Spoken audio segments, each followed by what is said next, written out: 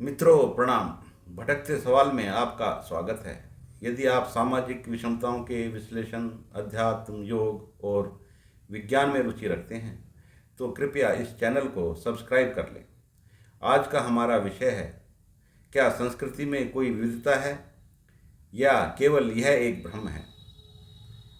आपने यही सुना या पढ़ा होगा कि हर समाज और हर देश की अपनी संस्कृति अलग अलग होती है, परंतु मैं आपको यही बताना चाहता हूँ कि मूल रूप से हर प्राणी की संस्कृति एक ही होती है। चाहे वह वायरस हो, बैक्टीरिया हो, पशु पक्षी हों या मनुष्य हों, सभी की संस्कृति एक ही होती है। हाँ, सभ्यताएं अलग अलग हो सकती हैं, क्योंकि सभ्यताएं संस्कृति का व्यवहारिक पक्ष होती हैं। संस्कृति साध होती है और सभ्यताएं साधन होती हैं। जीवन की संस्कृति मूल रूप से 3 स्तंभों पर आधारित होती है, और यह 3 स्तंभ हैं: भोजन, सुरक्षा और विस्तार। इन्हीं तीनों को तृप्त करने के लिए या पुष्ट करने के लिए प्रत्येक प्राणी अपने अपने तरीके से प्रयासरत रहता है। भोजन पाने का प्रत्येक प्राणी का तरीका अलग हो सकता है। इसी प्रकार सुरक्षा करने में अपने अलग अलग तरीके हो सकते हैं, और विस्तार के भी।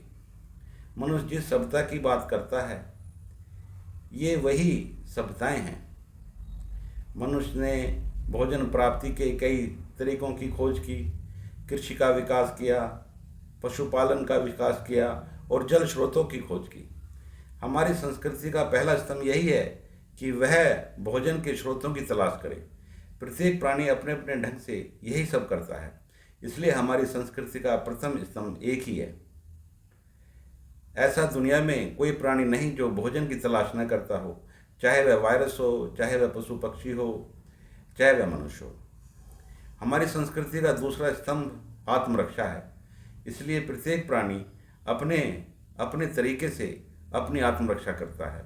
मनुष्य के संदर्भ में यह कहा जा सकता है कि उसकी आत्मरक्षा और सुरक्षा के तरीके पशु पक्षियों से बहुत अलग हैं और बहुत ही विकसित भी हैं। इसलिए मनुष्य को उन्नत जाति के रूप में प्रकृति में हम प्रस्तुत कर सकते हैं। उसने विकसित समाज बनाए, देश बनाए, संप्रदाय बनाए और धर्म भी बनाए। यह सभी आत्मरक्षा के लिए किए गए उपाय हैं। संप्रदाय इसलिए कि इकट्ठे रहने में ही मनुष्य अपनी सुरक्षा का अनुभव करता है। इसलिए मनुष्य छोटे छोटे समुदायों और धर्मों में बंट गया। धर्म का उद्देश्य ज्ञान के साथ साथ आत्मरक्षा भी है। इकट्ठे रहने में प्रत्येक मनुष्य सुरक्षित महसूस करता है। इसी प्रकार पशु पक्षी और दूसरे प्राणियों के भी अपने अपने झुंड और समुदाय होते हैं। विशेषकर कुत्ते अपने को झुंड में ही सुरक्षित महसूस करते हैं। इसी प्रकार शेर भी अपने आप को झुंड में ही सुरक्षित महसूस करता है। इस प्रकार पशु और पक्षी भी झुंड में ही रहते हैं। इसलिए यह सब आत्मरक्षा के अलग अलग उपाय हैं। इस प्रकार हम कह सकते हैं कि संस्कृति का दूसरा स्तंभ भी एक ही सिद्ध हुआ। अब हम तीसरे स्तंभ की बात करते हैं, जो विस्तार है। दुनिया का प्रत्येक प्राणी अपना विस्तार करता है। हाँ, उसके माध्यम अलग अलग हो सकते हैं। वायरस और बैक्टीरिया अपना विस्तार करते हैं, वे किसी के शरीर में घुसकर अपना विस्तार करते हैं। पशु पक्षी अपना विस्तार करते हैं, वे जनसंख्या के माध्यम से अपना विस्तार करते हैं।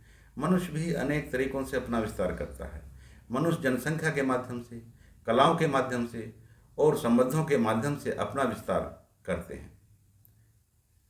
मनुष्य कलाओं से, संगीत से और नृत्य से अपनी पहुंच दूसरे मनुष्य तक पहुंचाता है, अपनी भावनाओं को दूसरों तक पहुंचाता है। इसलिए उसे विस्तार करने में तुष्टि मिलती है। जब मनुष्य दूसरे माध्यम से अपना विस्तार करता है तो जनसंख्या वृद्धि में कमी हो जाती है। इसलिए जो सभ्यताएं विकसित होती हैं, अपने यहाँ कलाओं का सहारा लेती हैं, स्वतंत्रता का सहारा लेती हैं, और वहाँ जनसंख्या वृद्धि की दर कम हो जाती है। इसलिए दुनिया में जितने भी आज़ाद लोकतंत्र डेमोक्रेटिक कंट्री हैं, वहाँ जनसंख्या की दर में कमी होती है, क्योंकि वहाँ विस्तार के दूसरे माध्यम मौजूद होते हैं। केवल एक जनसंख्या वृद्धि ही माध्यम नहीं। और जहाँ दमनकारी संस्कृति होती है, जहाँ स्त्रियों को बंधक बनाया जाता है, जहाँ स्त्रियों को घरों में कैद कर लिया जाता है और स्त्रियों को विस्तार करने का माध्यम नहीं मिलता है, तब वे जनसंख्या के माध्यम से अपना विस्तार करती हैं या विस्तार करने के लिए तैयार होती हैं। आप सारी दुनिया में नज़र उठाकर देखिए कि जनसंख्या वृद्धि की दर कहाँ अधिक है। वहाँ जहाँ स्त्री पूर्ण आज़ाद है या वहाँ जहाँ स्त्री पर प्रतिबंध है और स्त्रियों को घरों में कैद कर दिया गया है। इस प्रकार हर प्राणी अपने स्वभाव के अनुसार अपना विस्तार करता है। मनुष्य के संदर्भ में यदि कोई व्यक्ति लोगों तक पहुंचने का माध्यम चुनता है और समाज में अपने को फैलाता है, तब जनसंख्या का माध्यम कमज़ोर पड़ जाता है और जनसंख्या वृद्धि की दर कम हो जाती है। इस प्रकार तीसरा माध्यम जो विस्तार का है वह भी एक ही सिद्ध हुआ। हम कह सकते हैं कि सभी प्राणियों की प्राकृतिक संस्कृति एक ही है, परंतु उसकी अभिव्यक्ति के माध्यम अलग अलग हैं, जो सभ्यताओं के नाम से जाने जाते हैं। मैं तो यह मानता हूँ कि पूरे ब्रह्मांड की संस्कृति एक ही है, क्योंकि ब्रह्मांड भी अपना विस्तार कर रहा है और सभी प्राणियों में उन्हीं तत्वों की संस्कृति है जो ब्रह्मांड में उपस्थित हैं। हमारे शरीर में सारे वही तत्व काम करते हैं जो ब्रह्मांड में उपस्थित होते हैं। केवल एक हमारी आत्मा है जो उस व्यवस्था को बनाती है। आत्मा में ही मूल संस्कृति निहित होती है और वही इस संस्कृति को आगे ले जाती है।